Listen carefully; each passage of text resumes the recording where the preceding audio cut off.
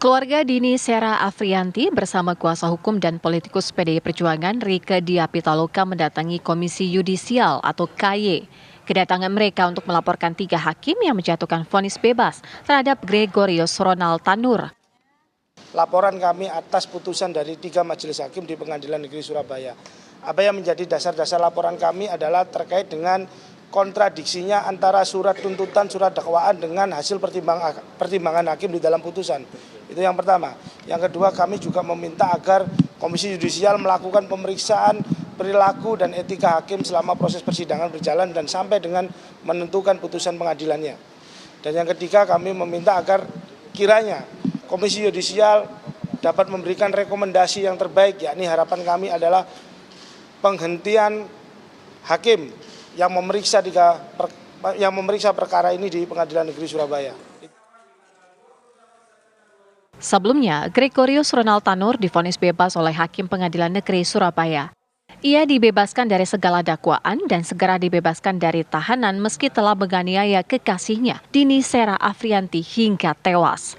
Dalam amar putusannya, Ketua Majelis Hakim PN Surabaya, Erintua Damanik, mengatakan Ronald dinilai tidak terbukti bersalah melakukan tindak pidana, sebagaimana yang didakwakan jaksa penuntut umum, yaitu pasal 338 KUHP tentang pembunuhan, pasal 351 ayat 3 KUHP tentang penganiayaan, dan pasal 359 KUHP tentang kelalaian yang menyebabkan kehilangan nyawa. Dari Jakarta, Agam Rizky, Bowo Iman, TV One mengabarkan.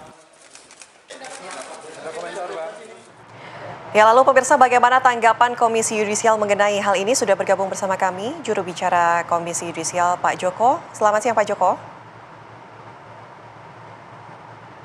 Assalamualaikum warahmatullahi wabarakatuh. Selamat siang Mbak. Waalaikumsalam.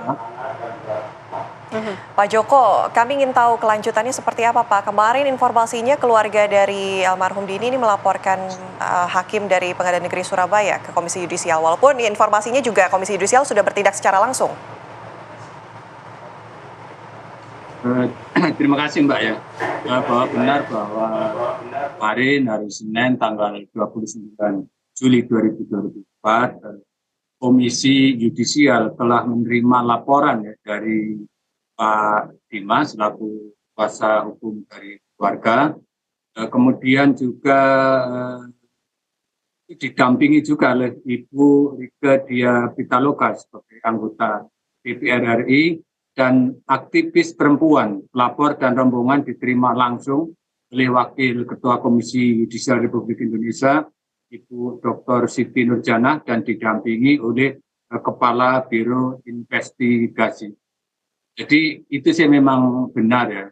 Nah, terkait dengan pokok laporan, artinya sama dengan yang disampaikan oleh Mas Dimas selaku kuasa hukum dari keluarga korban, bahwa pokok laporan dalam pertemuan kemarin pada pokoknya melaporkan dugaan pelanggaran kode etik dan pedoman perilaku hakim yang dilakukan oleh majelis hakim pemeriksa nomor 454/PB 2024 PN Surabaya yang memutus bebas terdakwa Gregorius Ronald Tanur pada tanggal 24 Juli 2024. Laporan pelapor berisi bahwa sikap atau perilaku majelis hakim, proses persidangan, dan materi-materi lain yang berkaitan dengan putusan yang menurut pelapor terdapat kejanggalan dan tidak mendasarkan pada fakta-fakta di persidangan. Itu sih Mbak pokok laporan kemarin. Langkah selanjutnya akan dilakukan KY untuk mendalami laporan yang diajukan oleh keluarga dari Dini Sera ini apa, Pak Joko? Terima kasih ya. Perlu saya informasikan kepada teman-teman media bahwa seperti sudah saya informasikan lebih lanjut di media TV One juga, bahwa sebelumnya walaupun belum ada pelapor kan KY sudah menerjunkan tim ya untuk mendalami ini melalui tim investigasi maupun tim Waskin untuk mencari bukti-bukti pendukung tentang ini. Nah, terkait sekarang ini kan sudah ada laporan yang disampaikan oleh pelapor tentang tadi laporannya itu kan sifatnya masih umum ya, sehingga Komisi Yudisial perlu mendalami berkomunikasi dengan pelapor tentang rincian dugaan itu apa.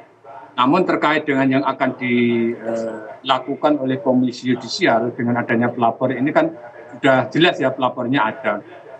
Komisi Yudisial sudah menunjuk tim ya, termasuk menunjuk tenaga ahli yang akan menangani tentang dugaan pelanggaran kode etik ini.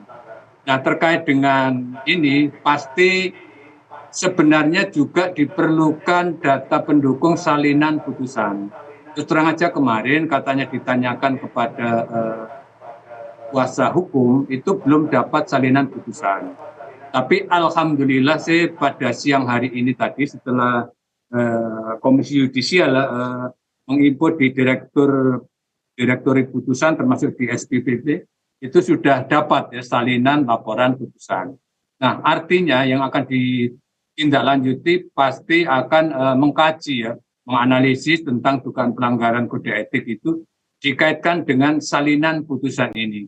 Nah, karena tim termasuk tenaga ahli sudah ditunjuk, selanjutnya paling lambat ya mudah-mudahan minggu depan akan dilakukan pemeriksaan terkait dengan yang dugaan pelanggaran kode etik, artinya melalui yang pertama dulu yang diperiksa itu adalah pelapor dulu, misalnya kuasa hukumnya termasuk keluarga korbannya.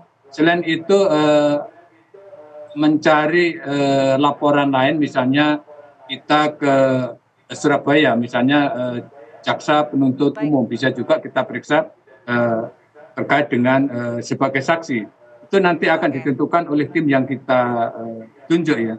Selain itu dilakukan pemeriksaan juga misalnya di Pengadilan Negeri Surabaya tentang yang terkait dengan putusan ini, misalnya panitera. Nah, kalau misalnya tim yang ditunjuk termasuk tenaga ahli itu memerlukan pemeriksaan kepada ketua pengadilan, ya bisa juga kita jadikan sebagai saksi. Itu, Mbak. Baik.